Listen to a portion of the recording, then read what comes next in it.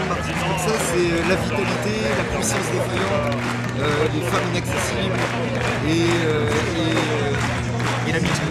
Et même les trahisons dans l'amitié. Je me souviens d'un film précis pour avoir 12 ans, j'étais à Merveilleux, en Belgique, il y avait la télévision. Le soir, un programme Raging Bull. J'avais une cinéphilie très restreinte. Je me dis, ah là, mon Dieu, un truc en noir et blanc sur la boxe. Et je regarde le film et je sens un lien avec Jack LaMotta, ce qui est quand même pas évident. Voilà, et c'est là que vraiment, moi, ça m'a ouvert les perspectives du cinéma à cet âge-là. Puis après, j'ai vu tous les autres. Demain, je présente Le Temps de l'innocence ici. Tout ça qui est un film aussi qui m'a.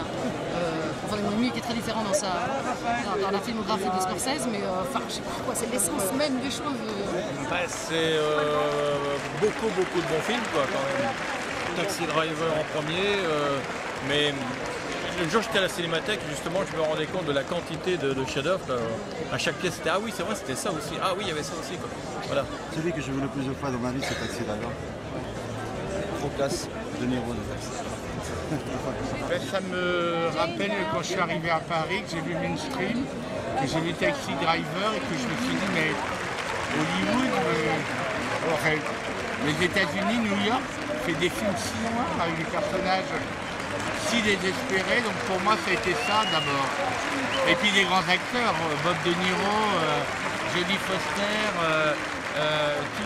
Barbara Hershey dans son premier film. Il a une chose particulière, c'est qu'il aime beaucoup le cinéma européen. Et c'est quand même rare pour un Américain. Il s'y connaît bien, il connaît bien les acteurs, il connaît bien les metteurs en scène français, européens, et il nous respecte. Et je trouve ça quand même assez rare dans la bouche des metteurs en scène américains. C'est le cinéma qui a été il y a le soleil déterminant pour toute qui est sur la même ligne que Scorsese, mais l'auteur, le réalisateur, l'acteur. Voilà, il a inventé un truc dans les années 70, c'était extrêmement inspirant pour toute une génération de gens. C'est quelque chose de très important, c'est un homme génial.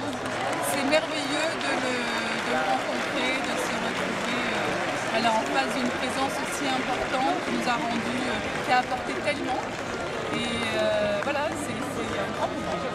Moi, mon adolescence, c'est le cinéma nerveux.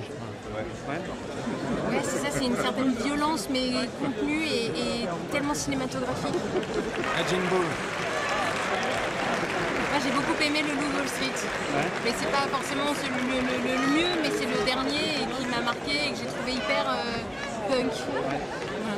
Bah, ça représente, je sais pas, je devais avoir 12-13 ans quand j'ai commencé à regarder Martin Scorsese, donc maintenant j'en ai quand même 70. Le premier film que vous ayez vu je pense que c'était Taxi Driver, ou New York, ou Les Nerfs à vif, un des trois.